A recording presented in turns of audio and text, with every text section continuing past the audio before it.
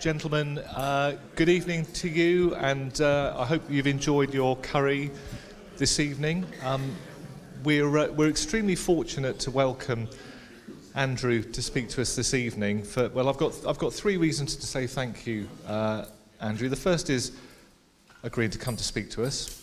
The second is helping us to capably fill all these number of tables. I think I was having conversations with people this evening, and this is a fantastic turnout, and I'm sure that it's less to do with the curry and me with a microphone and more to do with you. And the third reason is it's a pleasure to share a stage with somebody who's a bit taller than me, actually, for a change. So thank you for doing that. Thanks ever so much for talking to us. I know you've got a fantastically well-timed subject, so thank you very much to you, Andrew. Oh, thanks.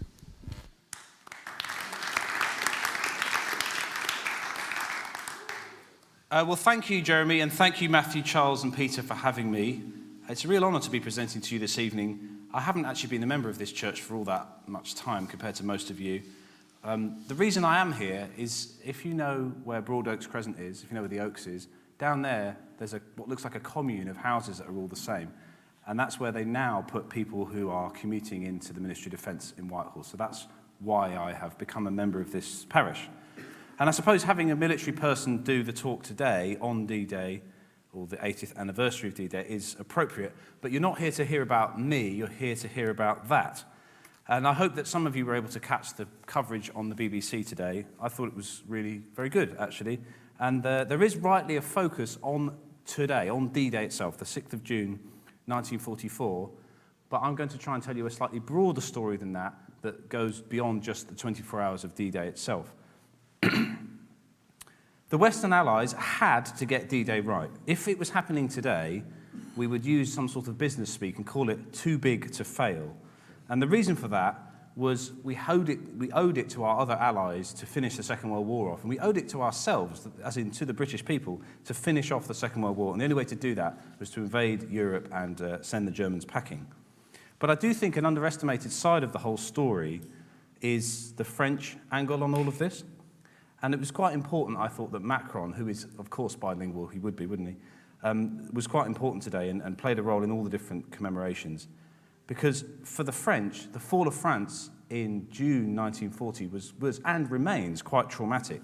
Peter and I, this is my brother Peter, if you didn't know, sometimes go to France, to the Savoie, which is in the Alps, and there, whether you were on the collaboration side or the resistance side, is relevant to the descendants of those people even to this very day.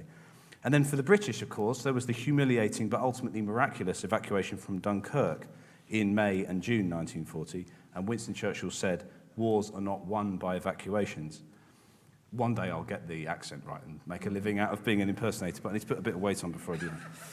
And Churchill, he was a Francophile in the classic sense of what that means. We know that he liked the wine and the food, but he was also, as you know, quite a good landscape painter, and he'd spent some of his childhood in Versailles, so he actually spoke quite good French. So the Allies simply had to get back to France to make good all the disasters of 1940. And those emotional motivations do matter in warfare, and they do matter in strategy making as well. And on the subject of strategy, the opening of what became known as the Second Front, the first front being the Eastern Front between the Russians and the Germans, was agreed as long ago as 1941 by Roosevelt and Churchill. They had this thing called the Arcadia Conference in DC. And at the Arcadia Conference, Churchill, who was very persuasive, as we know, persuaded the Americans to go for a Germany first strategy for the whole war, which is very important and really significant because so Churchill actually spent Christmas 1941 with Roosevelt at the White House in Washington. And of course, Pearl Harbor had happened on the 8th of December 1941. So it was only a few weeks after that had happened. And yet they managed to agree on this Europe first policy, and defeating Japan and avenging Pearl Harbor would have to wait until 1945. So, to get D-Day right, the Allies had a lot to organise. They also adhered to that classic principle of war of concentration of force. In other words, putting over the maximum amount of effort to try and make D-Day a success, to avoid the unthinkable, which is a failure to get ashore. And D-Day, we've heard about it a lot recently, being the largest seaborne invasion ever, and the numbers simply are staggering. On that first day, the 6th of June, 133,000 men were landed on those beaches in Normandy, which is, I looked it up, greater than the population of the borough of Woking. And that is not including an additional 20,000 paratroopers or parachutists who landed to secure the flanks overnight 5th to the 6th of June. And by the end of the Battle of Normandy in September 44, just under 2 million Allied soldiers had been landed in Normandy. So landing 2 million people involves planning on a truly epic scale, and it's that which I'm going to try and concentrate on, partly because it's a bit more naval, and that's what I do in my day job, but also because it's one of the lesser-known parts of the whole D-Day story. And personally, I think it illustrates the scale of this whole thing better than some of those personal vignettes and testimonies that you can see on the television. Interesting though those are, I think looking at it from a bigger picture perspective is probably what I'm best at. And so hopefully I can cover some of the D-Day story in 25 minutes, because it's such an enormous topic that actually, when I signed up to do this talk, I thought, oh yeah, I'll do something about D-Day because it's on the 6th of June. Little did I realize quite how enormous a subject that really is. So, if you came here for a kind of visceral account of wading ashore against determined German resistance, I'm afraid you will have to leave disappointed. And I think actually it would be doing a disservice to the veterans, of course, some of whom are still alive. And if you want that kind of thing, then I really do urge you, if you haven't already, to look at the footage from today, the coverage of the commemoration. Some of it is really rather moving. And then, of course, there's a vast popular literature. Peter has most of it at home on his bookshelves, all about the Battle of Normandy. And there is something to be said for watching the films, like The Longest Day and, of course, Saving Private Ryan, which I still find quite a difficult watch, and I'm sure I'm not alone in that. But perhaps better than doing any of those activities is to actually go to Normandy. You can visit all the beaches, you can visit all the museums, you can visit all the German defences. The concrete hasn't gone anywhere, it's all still there. And, of course, you have to go to the cemeteries and pay one's respects. There's British cemeteries, there's Canadian cemeteries, there's the Commonwealth war graves, there's a huge American cemetery, and one of the most interesting places is actually the German cemetery at La Cam. I took part in what we call a battlefield tour in 2018 when I was on staff course at Shrivenham. So hopefully that experience and the fact that I do naval stuff as a day job is enough credibility to allow me to continue to talk about D-Day. So how did the Allies arrive at D-Day on the 6th of June 1944? Well, to mount the return to the continent, the Allies had to build up their forces here on the island of Britain. And that meant that supplies had to reach British ports from North America and from the scattered remnants of the British Empire. And to give you an idea of how much that build-up contained, on the eve of D-Day, so 4, 5, 6 June, there were 1.6 million American servicemen stationed in the UK. Now, of course, not all of those people went ashore on D-Day. A lot of them were in the 8th Air Force in East Anglia. But even so, I think that permanently altered the culture of the United Kingdom. And even today, there are still 10,000 American service people stationed in Britain, which I think is a lot, and I have to work with them every day. The fall of France in 1940, traumatic as it was strategically significant as well, because it gave the Germans access to ports for their U-boats on the Bay of Biscay, places like Lorient, Saint-Nazaire, and Bordeaux. And the submarines that the Germans launched from these ports threatened that supply line from North America and from Gibraltar and points east and south of there round to the British Isles. So the first precondition for D-Day was actually to win the Battle of the Atlantic. And it really did take the best part of 3 years to get what we now call maritime security in the North Atlantic. Once they'd done that, the Allies had to decide exactly when and where to strike, when to open this second front. And they were under serious pressure from the Soviets to get on with it, because, of course, the Soviets had been fighting the Germans since the summer of 1941.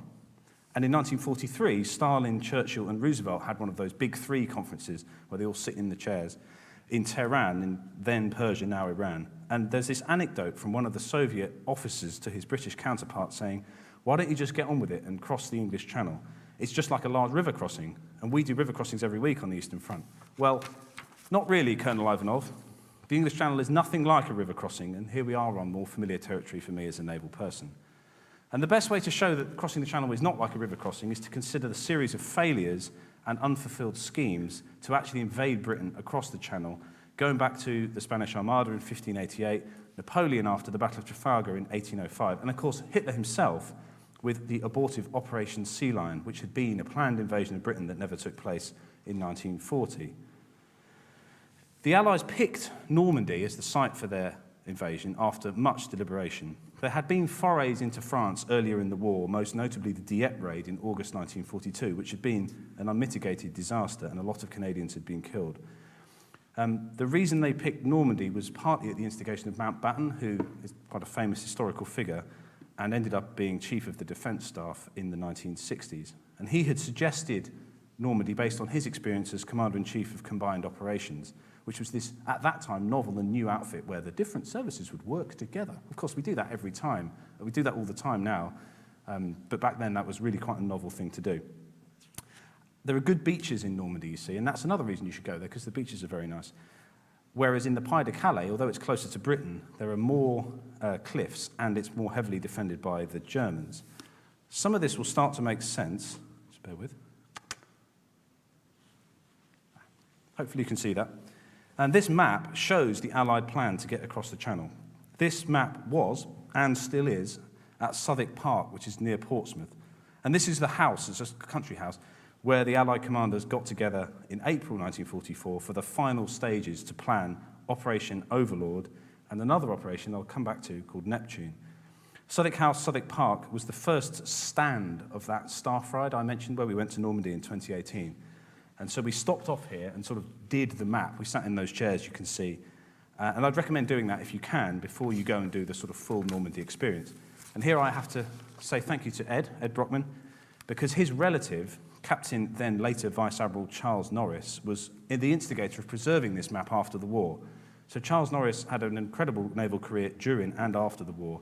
But in 1946, he was here at Southwark House as the director of HMS Dryad, which was one of these stone frigates, a shore establishment, which was the Navy's navigation school. And so he got the money from the Admiralty to preserve this map and presided over the ceremony where it was unveiled in 1946. And Ed sent me this fantastic recording of, you can imagine what a Vice Admiral from the Second World War sounds like. And he introduces Admiral Creasy, who had been the Naval Chief of Staff in the Second World War. So that's Eisenhower there in the center. He was the overall Allied commander. His naval commander, so the overall naval commander, was Admiral Bertram Ramsay, pictured standing behind him with his arms crossed. And those are some heavy sleeves, I can tell you. And Ramsay appreciated how difficult cross-channel operations were. You may know that he had commanded Operation Dynamo in 1940, better known as the Dunkirk evacuation. And now he was in command of this even bigger undertaking, Operation Neptune, the Allied naval preparation for D-Day. Now, Ramsay had several tasks to complete as part of Operation Neptune. First of all, he had to do what we now call preparing the battle space. So in other words, getting ready to operate in the Baie de Seine, which is the bit of water off those Normandy beaches. Secondly, he had to actually get the Allied soldiers over the Channel in an orderly fashion, the idea being they'd all arrive at approximately the same time. And then, of course, he had to consider the Germans as well and prevent the German Navy from entering the invasion area, particularly worrying about the U-boats, which were still a threat even in 1944, and deterring the remains of the German surface navy like the battleship Tirpitz, which, although it was in Norway, of course, this is one of the things you need to know about sea power. Ships can move. And in the Second World War, they had even less idea about where they are than we do now. And then once the landing had taken place, assuming it was successful, the ships that were taking part in Neptune would provide fire support for the troops once they were ashore. And then, of course, preventing the German Navy from interfering with the invasion from the sea in the days and weeks after D-Day. All the time preserving a supply line across the English Channel for supplies, including laying of the cable, which you may have heard of, the Pluto, the undersea fuel cable that was laid from the Isle of Wight to Cherbourg. There's a lot going on here, and all of this required coordination and organisation on a truly Byzantine nature. And in that pre-digital age, it is quite difficult for us to imagine quite how complicated it all was. And this is where the Wrens come in. You've probably heard a lot about the Wrens today. The Women's Royal Naval Service, they had a whole team of typists, telegraphists, and coders who worked at a place called Fort Southwark, which is very, very near to Southwark House. It's actually up the hill, and I've done the bike ride. It's quite a strenuous bike ride, but all these Wrens would jump on their bicycles and shuttle back between the two. And that's the place that if you go to Portsmouth now, you can see kind of modern radars and such like on the hillside. That's Fort Southwark, and they worked in an underground bunker underneath the Napoleonic fort. And what they were working on was quite some beast, actually. This is the orders for Operation Neptune. So this is the kind of instruction book for invading Northwest Europe. I've actually handled, not this particular copy from the D-Day Museum, but I've handled a copy of this at the Naval Historical Branch in Portsmouth. And believe me, it is a big beast. I think there are 1,384 pages of it. depending on whether you count the annexes or not. It's about 4 inches thick, and this is foolscap paper, which I had to look this up. Bigger than A4. It's an enormous document. So as you'd expect, everyone knew what they had to do. These orders were broken down into the bits that applied to certain ships and then distributed to captains with instructions to learn them off by heart and throw them over the side if they were damaged or in danger of being captured. And this is what I wanted to major on, but this would look quite frightening today, even if it was in digital format. The sheer size of it is quite intimidating. But by carefully orchestrating the movements of every single vessel, Ramsay and his staff had actually reduced the requirement to chatter on the day itself. So once the decision had been taken to go to Normandy and launch Operation Neptune, there was a lot less of the kind of what we'd now associate with the kind of, I'm sorry, I'm running late, that kind of thing. There was a lot less reliance on that, which of course enabled them to maintain radio silence, which is very important. And so the ships didn't actually start radioing each other until just before what's known as H-hour. So if you've got D-Day, the day of the races, H-hour is the actual hour that the invasion begins. In other words, that the lads go across the beach on the 6th of June. Furthermore, with everything organised in advance in this absolutely huge document, there was less reliance on the higher echelon commanders once that decision had been taken. In other words, people had been told, this is what you're going to do, now go and do it. And every possible eventuality and contingency had been put into these orders. And that contrasted really sharply with what was going on the German side, because, of course, the Germans were the defenders in this scenario. They didn't have the initiative. And so once things started to happen, they were on the back foot from the very start. And for the Allies, despite all the fine detail of all of this Neptune, it was a movable feast by design. Time and tide waits for no man. So everything in this document was couched in terms of D-Day or D-Day minus or D-Day plus, and H-hour or H-hour plus or H-hour minus. And that proved to be prescient when they had to move the operation by 24 hours, or as we now say, to the right, in other words, later, because of the weather. And there's a whole sort of episode with Group Captain Stagg telling Eisenhower that the weather doesn't look too great and all that type of thing. But it turned out to be the right thing to do, and they got ashore safely on the 6th of June. Now this is a closer-up picture of that map room at Southwark House, and it shows, bear with, something they call Piccadilly Circus, this red circle here. It's also pictured as Point Z on this slightly smaller map you may not be able to see as clearly. And I must admit, when I first went to Southwark House, I thought, why did they get all the ships to go to that one place on their way to Normandy? That seems like you'd put them in harm's way, put them all in the same place, and then the enemy could pick them off. Well, that may have been true, but actually this was all about organisation. It was all about everyone arriving in Normandy at the same time. And so that's why they had this Piccadilly Circus situation. Furthermore, the bit just south of it was called the Spout, and that was designed so that the fighters, the aircraft, could cover one particular sea lane and not allow any German aircraft into it, or any German surface ships as well. And so all around the Solent area, so around the Isle of Wight and on the Isle of Wight, were a whole series of temporary airstrips which were constructed for the US Air Force or Army Air Force and the RAF to use. And one of them is actually behind Jessica's house, my wife's, Jessica's parents' house, and it's now one of those pick-your-own-strawberries places, but there is information there. It's rather nice. And I did some calculations when I went on that Staff ride in 2018, and I think from RAF Lymington, as it was called, a P-47, which is one of those enormous American radial engine planes, could get across to Normandy in about 22.5 minutes. So the first phase of Operation Neptune, I'm sorry that's a little bit small, I will use the pointer again, was the unsung but absolutely vital task of clearing the German sea mines that had been laid all across the southern, the southern edge of the English Channel. But of course, if they'd done that earlier, if they'd done that in advance, they would have given away where the invasion was going to take place. Because minesweeping is, even to this day, a very painstaking and slow operation. So specific areas were pre-identified and then cleared overnight, the 5th to the 6th of June, with the operation being roughly complete by about 0300. It was a real feat of navigation.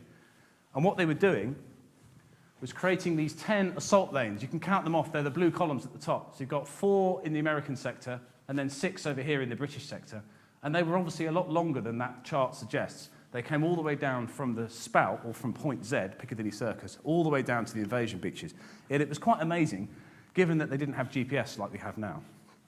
After the minesweeping had happened, this is now in the pre-dawn of the 6th of June itself, the heavy metal started to arrive. When I say heavy metal, I mean like the big warships. So if you think HMS Belfast is an impressive-looking thing and the Pool of London by Tower Bridge, consider that Belfast is only a light cruiser, 11,500 tons and 12 6-inch guns. In contrast, HMS Rodney, which was one of 7 Allied battleships present off Normandy that day, displaced nearly 34,000 tons and could fire a broadside of 9 16-inch guns some 23 miles. So although the Germans had all kinds of fancy defences and emplacements and things, in most locations, the naval guns outmatched what was on the shore by some distance. The Operation Neptune naval plan mirrored the beach assault plan that you're probably familiar with from the coverage we've had in the last few days. The western sector, which covered Utah and Omaha beaches, the American beaches, was commanded by a Rear Admiral US Navy, and the eastern sector was Philip Vian, a British Rear Admiral, and he covered Gold, Juno, and Sword Beach, which the British and Canadians were using. And from here on in, the whole Operation Neptune into Operation Overlord thing becomes quite intuitive.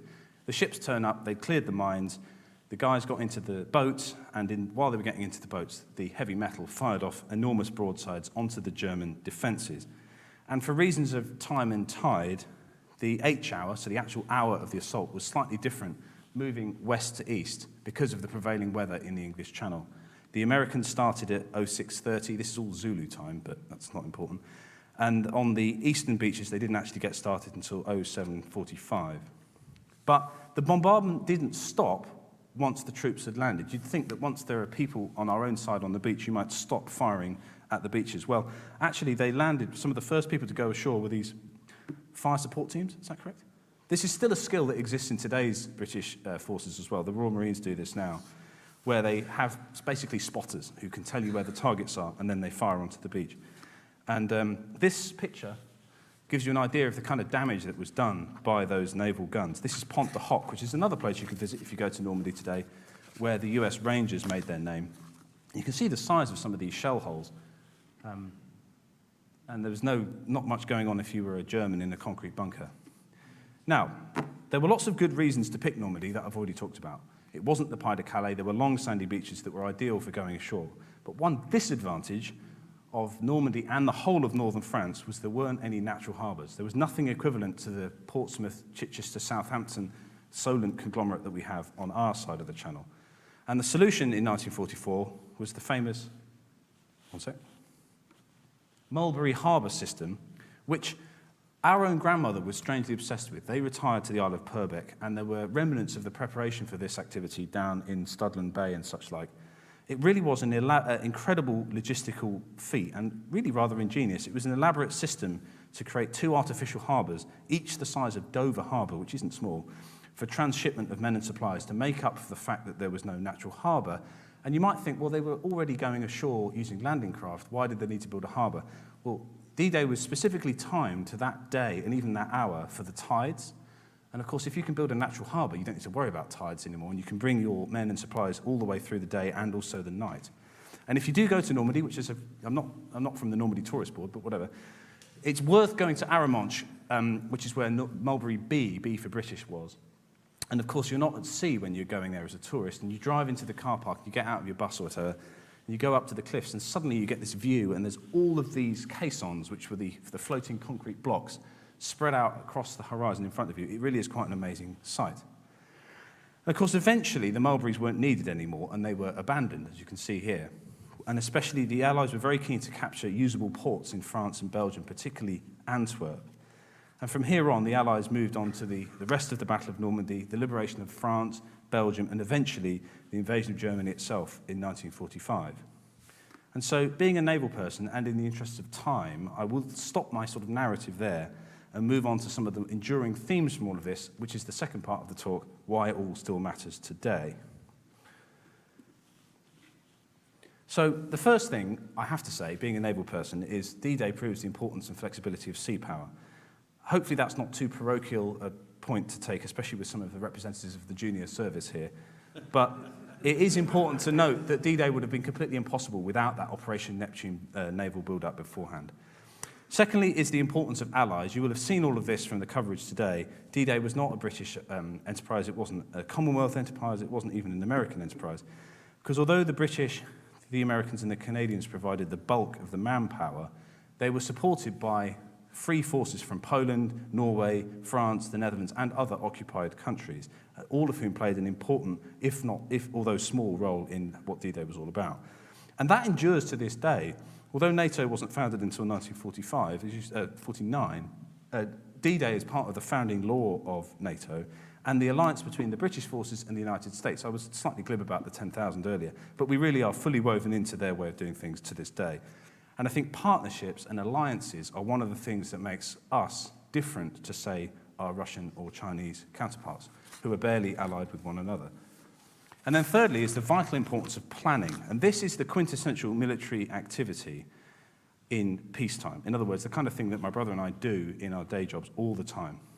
From amphibious landings to distributing COVID vaccinations to things like the coronation and royal funerals, planning is what the armed forces do, and apparently what they do quite well. It's very much what the officers do, though, rather than what everyone else is always doing. Something I struggle with personally, though, is being able to deal with when the plan changes. And as you saw with the D-Day having to move right by 24 hours, the advantage of having a plan is you know what to do if something changes. And so many of the lectures at Shrivenham, the Staff College, start with a quote from Eisenhower, of course, the overall commander here. In preparing for battle, I've always found that plans are useless, but planning is indispensable. I find that really difficult to deal with because you put, like those Wrens, you put all that effort into an enormous plan that you think is really good. Something then changes, it's still valuable that you did the planning so you have something to work with. And finally, I'm left with an overwhelming sense of the unity of purpose and worthiness of this whole enterprise. And by 1944 particularly, many of the men who took part in the assault on D-Day had a clear understanding that it could be their last day. And many took solace in their faith, the idea that if they died, they would be remembered, their friends would do something worthwhile in their absence, and they would have the option of eternal life. The chaplains played a really important part in D-Day. But the point I'd like to make here is that the chaplains were at the individual level. And what I mean by that is we still have chaplains in the armed forces today. But as with everything, there's not enough of them. So not every single unit has a chaplain on any given day or ship, for example, in my example. And I think sometimes that can undo some of that unit-level cohesion. So there were chaplains parachuting in on the night of the 5th of June. There's a bit in The Longest Day where the chaplain goes in with his kind of parachutable communion kit. That is really important because he would have grown up and trained and worked with those guys before they parachuted in. Whereas the modern way of doing it as a chaplain being a sort of deployable add-on is I think, slightly less efficient. And then to finish off with the sheer moment of D-Day, the sheer importance of it and the culmination of the whole war is not something that has been grafted onto D-Day afterwards. The people who took part in it were well aware that they were doing something of that much importance. And that's captured really nicely in 3 letters that were written by the land commander, that's Montgomery, the naval commander Ramsey, who we met, and of course Eisenhower, the supreme Allied commander. And so I'll finish by reading to you a pertinent part of Montgomery's message to the 21st Army Group, under the header, to be read out to all troops. To be read out to all troops.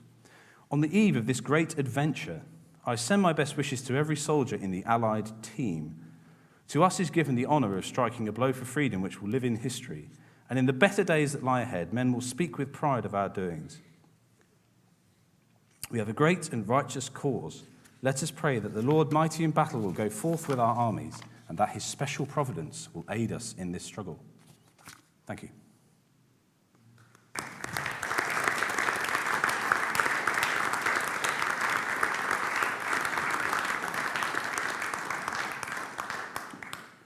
I understand we might have time for a few questions.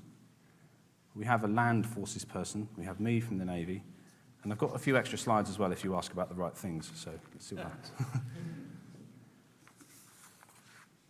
I've just got a little question. Why was it called the second front when there was quite a lot of stuff going on from the Med, from North Africa, and then invading Yeah. Italy and all of that sort of stuff, Greece and Italy and everything, hitting the Germans from that angle?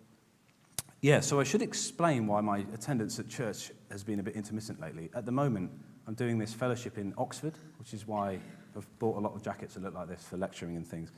And a friend of mine I've met there has written a book about British and American grand strategy in the Second World War. And actually, the answer to your question, is about the difference in strategic approach between the British and the Americans. So it was agreed that the First Front had started in 1941 and the Soviets were, they were fighting the Germans and it was an awful thing and it's still remembered that way today. But the invasion of North Africa, then the invasion of Sicily, then the invasion of Italy was a slow process that was designed to get at what Churchill called the soft underbelly of Europe. There was also something that Churchill was keen on, to try and invade Greece. But northern Greece and northern Italy are both closed off by enormous mountain ranges, the Alps and whatever the other ones are called. And so there was this idea that the invasion of Germany proper, which was always decided to be the goal, would not be possible through Italy. And then, of course, Italy dropped out of the Axis and joined the Allied side after the fall of Rome in the summer of 43. But then the Germans invaded northern Italy and defended it really, really well. And because of that and the geography of the Alps, there was no way that that was going to be the way to finish off the war. And so it was agreed that there'd have to be some kind of assault into northwestern Europe. And also this thing I said right at the beginning about it being about France, I think that's sort of been slightly lost in some of the history about all of this.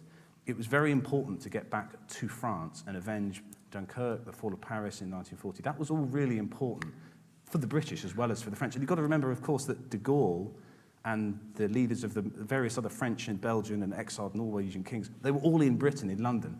They were all angling for, we need to get back to Northwest Europe, we need to get back to France. And the Italy campaign is now getting its place in the sun as a piece of history, but it was never of sufficient magnitude. It was also, slightly glib to say, but doing an amphibious invasion is really difficult. And they did Torch and Husky and Avalanche to go North Africa, Sicily, Italy. And they learnt a lot from those operations that was later used in D-Day. When I first started looking at this, I'd assumed that what had gone on in the Pacific with the US Navy and the US Marine Corps would have been lessons for Northwest Europe, but actually it was more North Africa and Italy and Sicily and things like that.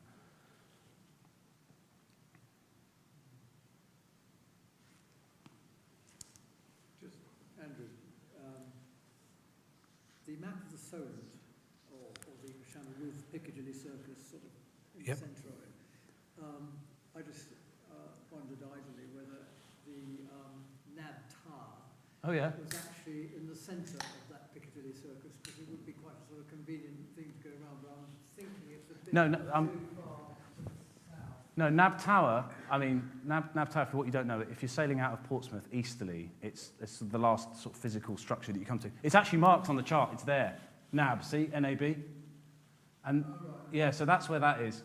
No, this was unmarked, which is why it was such a feat of navigation. And one of the things that they did that I was going to put in the talk but ran out of time is, of course, somebody had to kind of declare where that was. This is in a pre-GPS age.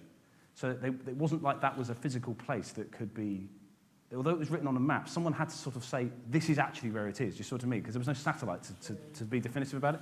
So what they did was, they used midget submarines, or in the case of Piccadilly Circus, proper submarines, and they would sail to these places and they would release a buoy with a light on it that was sectored, so the light would only point away from the French coast. And then they would use that, then the minesweepers would go in, and it would all sort of build up from there. But no, they didn't mark where Piccadilly Circus was, because that would have given away to the Germans that something important was happening in that location. Right. But no, Nab Tower is much closer to Portsmouth. You can see the Isle of Wight from Nab Tower. Yeah. Any other questions? Go on, yeah. How did you explain the fact that during the build-up of our forces, mostly in southern England, that they remained virtually unscathed from any enemy spoiling action? Well, they didn't go completely unscathed. So something that I was going to mention but didn't really fit was something that happened near here. Where's that? Very good. So just west of Dartmouth is a place called Slapton Sands. So the Americans were practicing their beach landing techniques there, and it's a long strand, a bit like Normandy. I was there recently, actually, and some E-boats, which are or S-boats, the German fast torpedo boats anyway, came along and interrupted this exercise and sank quite a lot of these landing craft, and a lot of Americans were killed. And of course, they hadn't yet, to their mind, engaged the enemy. But to answer your question properly, why did the Germans not interrupt the build-up? Well, they weren't winning the Battle of the Atlantic at this time, so the troops were arriving safely in Liverpool, Southampton, Plymouth, wherever. and then they didn't have air superiority anymore. So there's a statistic in Winston Churchill's book, which is that on D-Day itself, the Allies flew something like 14,000 sorties, whereas the Luftwaffe managed about 110, which gives you an idea of they just didn't have any kind of command of the air in any sense. And then the other thing is the what we now call OPSEC, operational security, the not letting on that something was going on, was really quite incredible. And I learnt this as part of the preparation for this. From the 1st of April 1944, people who didn't live in the 10-mile strip of the south of England or who weren't part of the forces just weren't allowed to go there. There was like a complete, what we now call a lockdown, I suppose, on that part of the channel. So it was quite difficult for the Germans to find out what was going on and to do anything about it if they did. It's also worth pointing out that the German Navy had been completely denuded of any kind of surface capability long before all of this had happened. I mentioned the Tirpitz earlier. It was still there, but that was in Norway. Yes, anything else? Yeah, you say. Can you just give us some idea on the extremities from where the troops were coming to get focused on the beaches all at the same time? If you're way down west of Devon, I don't know how far west they came from, but what sort of stage did they set off? Because they, to get to the beach along with everybody else, they would have to leave it left there. Yeah, absolutely. I'm glad you mentioned that. And this chart doesn't really show it. Maybe the map will, actually. Yeah, so these red lines you can see here are where some of the troops actually came from. So some of the American troops were stationed as far away as Pembroke and Swansea in places in West Wales. And so you're quite right. They had to be given enough notice. And that's why this decision is so highly dramatised to this day about Eisenhower delaying it by 24 hours. By the time he did that, all of that activity had already happened. So the troops were already in their ships. They weren't in the landing craft, but they were in the landing ships. And the troops that had come from, say, Penzance and points west of there, they had already embarked and they were already at sea. And that's why it wasn't so much a delay the operation by 24 hours, it was a pause the operation that's already happening. So that massive book of Neptune orders was already, kind of half of it had already happened by the time they took the decision to delay by 24 hours. And one of the things Eisenhower was concerned about was the morale of his troops, because they were cooped up in these ships. Most of them, of course, were soldiers, and soldiers don't like going to sea or living on ships. It's just not a very nice thing to do. And so that's why that decision was so momentous, because he couldn't hold them there in this kind of springing state for any longer than he did. But yes, you're quite right. By the time... So they decided on the 6th of June back in April, I think maybe even earlier than that. And so everything was building up towards that date. They then set off over the weekend, 3rd, 4th, 5th of June, and then they thought, oh no, the weather's not going to be quite good enough. We'll basically press the pause button for 24 hours. And then he issued the final, yes, we're going to go order for the 6th of June, sometime overnight on their 5th. It's amazing, actually, the number of ports that were part of this D-Day operation, including places that even I hadn't heard of, like New Haven and all the little tiny creeks around Cornwall that are now little more than surfing beaches. All of them had some role in this. And broadly speaking, the Americans were kind of west of Weymouth, and the British and Canadians were east of Weymouth, although, of course, there were units from both in both areas. Dartmouth, for example, that we mentioned, that was used by the American First Army, I think it was. That was one of their places to form up. You had a question over here somewhere. Yeah, go. What does the day in D-Day mean? What's the D stand for? It's either decision or day. It's deliverance, isn't it? I think it's just D for day and H for hour. And that's quite boring, but yeah. Did you have a question as well? I was just going to say there was a question about the Germans not being really aware of what was going on. I think the other point to make, and I forget the name of the initiative, was all the inflatable tanks and things that they'd set Yeah. in Kent and to make it appear like they were going to attack. Yeah, absolutely. So the overall, this was another topic that I was going to put in, and then the whole thing just became too long. But I'm glad you asked about it, because deception was a hugely important part of this. It was called Fortitude, or Operation Fortitude, and it included all kinds of things. So there was the Operation Mincemeat with the deceased Royal Marine that washed ashore in Spain with plans to invade Greece, I think it was. So that was part of it. There was all the, yeah, like you say, all the stuff going on in Kent with the inflatable tanks. Even on D-Day itself, they landed kind of fake parachute drops. We were talking about this over our curry. They had these things called Ruperts, which were basically half-size mannequins on half-size parachutes.